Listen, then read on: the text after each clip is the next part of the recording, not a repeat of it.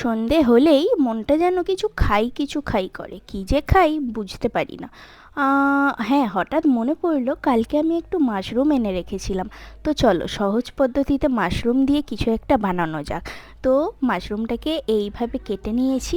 এরপর লাগবে ঘরোয়া কিছু মশলাপাতি, যেরকম হচ্ছে একটা পেঁয়াজ, একটা রসুন, কিছুটা রসুন হচ্ছে এরমভাবে গ্রেট করে নেবে, আর কিছুটা গোটা লাগবে গোলমরিচ গুঁড়ো, আর চিলি ফ্লেক্স, অরিগ্যানো।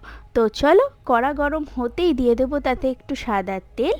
তারপর হচ্ছে তেলটা ভালো করে গরম করে দিয়ে দেবো হচ্ছে রসুন।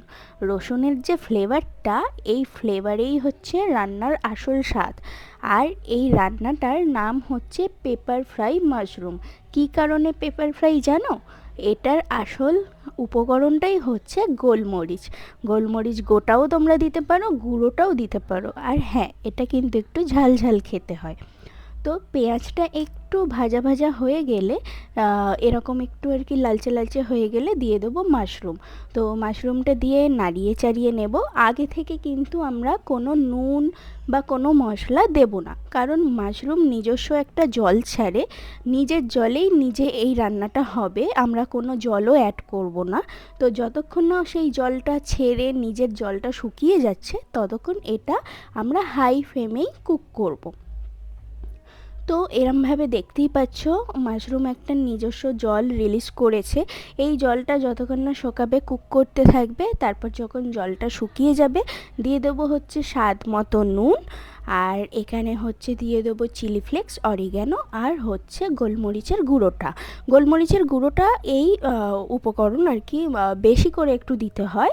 আমি যেহেতু প্রেগনেন্সি অবস্থায় গোলমরিচ গুঁড়ো অল্প খেতে হবে, বেশি খেতে পারবো না, তাই আমি অল্প করে দিয়েছি। তোমরা কিন্তু বেশি করেই দিও। আর এই খাবারটা তোমরা অবশ্যই একবার ট্রাই করো বাড়িতে। মানে এটা স্ন্যাক্সের মতো, কিন্তু এতটাই সুন্দর খেতে, একবার খেলে তোমরা বারবার খাবে। তো আমার এই রেসিপিটা, আমার ভিডিওটা কেমন লেগেছে তোমরা জানিও কিন্তু। তো চলো, এখন আমি একটু চেখে দেখি কেমন হলো, কেমন করে বানালাম। দুর্দান্ত হয়েছে। তোমরা কিন্তু ট্রাই করো, আর কে কে ট্রাই করলে অবশ্যই কমেন্ট করো। এরমভাবে খেলে কিন্তু খুব ভালো লাগবে। চলো, টাটা।